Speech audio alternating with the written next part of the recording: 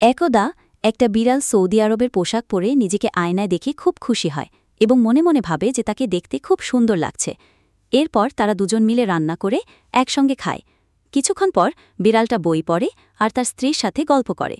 তারপর স্ত্রীর সাহায্য নিয়ে ব্যবসার জিনিসপত্র গুছিয়ে মোটর সাইকেলে করে অনেক দূরে বাজারে নিয়ে যায়। সেখানে জিনিসগুলো বিক্রি করে অনেক লাভ হয়।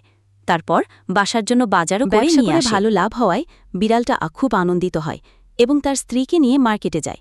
সেখানেই সে তার স্ত্রীর জন্য অনেক কিছু কেনাকাটা করে। বাসায় ফিরে সে তার স্ত্রীকে পোশাকগুলো বের করে দেখায়। এরপর বিড়াল আর তার স্ত্রী একসঙ্গে মজার মজার খাবার রান্না করে খায় এবং তারপর ঘুমিয়ে পড়ে।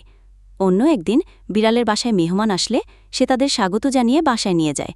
তারপর বিড়াল আর তার স্ত্রী একসঙ্গে মেহমানদের জন্য খাবার রান্না করে। সবাই একসাথে বসে খাবার খায় আর গল্প করে।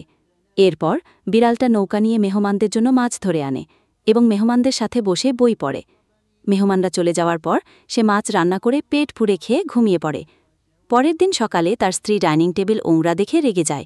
তখন বিড়ালটা সবকিছু পরিষ্কার করে ফেলে এবং থালা বাসনগুলো ভালোভাবে ধুয়ে দেয়। এরপর আবার রান্না করে পেট ফুঁড়ে খেয়ে ঘুমিয়ে পড়ে। তাদের জীবনটা সুখী কাটতে থাকে।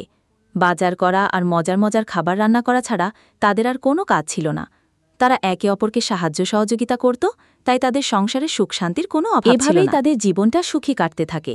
বাজার করা আর মজার মজার খাবার রান্না করা ছাড়া তাদের আর কোনো কাজ ছিল না। তারা একে অপরকে সাহায্য সহযোগিতা করত, তাই তাদের সংসারে সুখ শান্তির কোনো অভাব ছিল না। এভাবেই তাদের জীবনটা সুখী কাটতে থাকে। বাজার করা আর মজার মজার খাবার রান্না করা ছাড়া তাদের আর কোনো কাজ ছিল না। তারা একে অপরকে সাহায্য সহযোগিতা করত, তাই তাদের সংসারে সুখ শান্তির কোনো অভাব ছিল না।